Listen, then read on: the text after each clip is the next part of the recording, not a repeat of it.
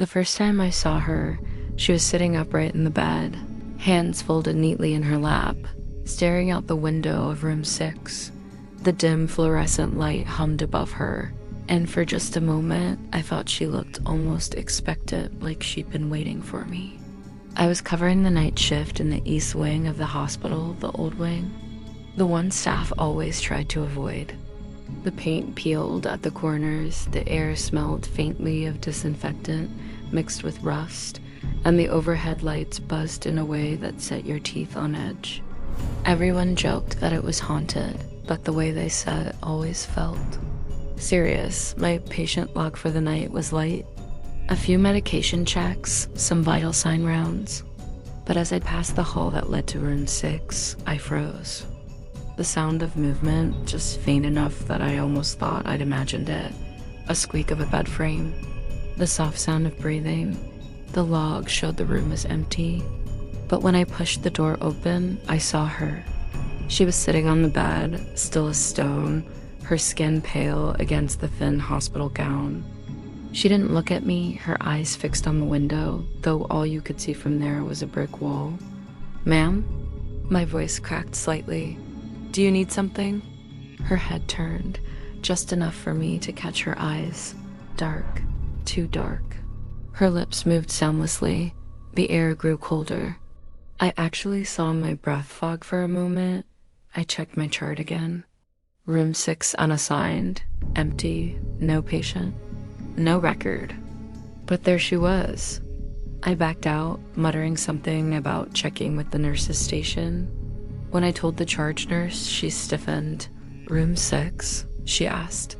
Her voice had an edge I didn't like. "Yes," I said. "There's a woman in there, dark hair, thin. There's no one in room 6, she cut in, sharp. "That room hasn't housed a patient in years. Don't go back in there." I thought she was joking. Maybe trying to spook the new night shifter. But her eyes, she wasn't joking. Still, I had to see for myself. When I passed room 6 again an hour later, the light was off. The bed looked untouched, sheets crisp, corners tight.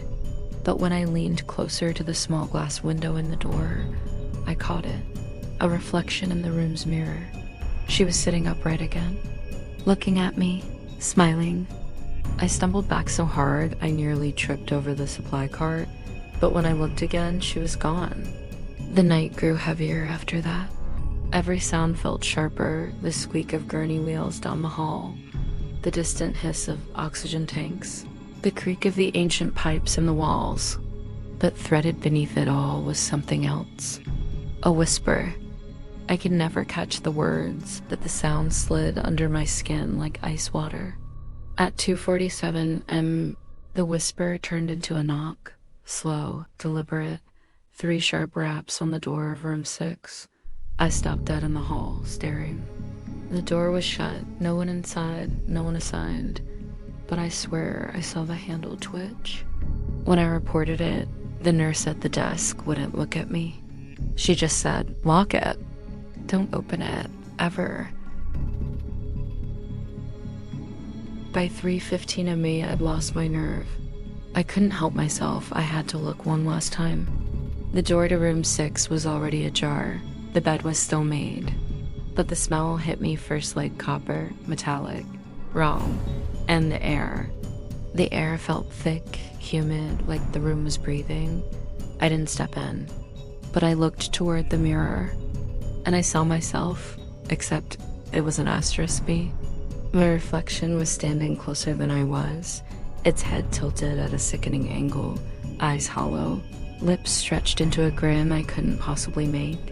And then, behind my reflection, she appeared. Her face hovered just above my shoulder in the glass.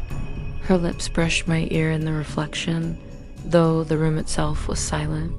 "Stay with me," she whispered. I slammed the door shut so hard the glass rattled. The next morning, room 6 was locked. No explanation, no note on the chart. The nurses acted like it had always been that way. But I know what I saw, and sometimes when I'm stuck with East Wing duty, I still hear it. The bed frame squeaking, The whisper threading through the static hum of the lights. The slow, deliberate knock on a locked door.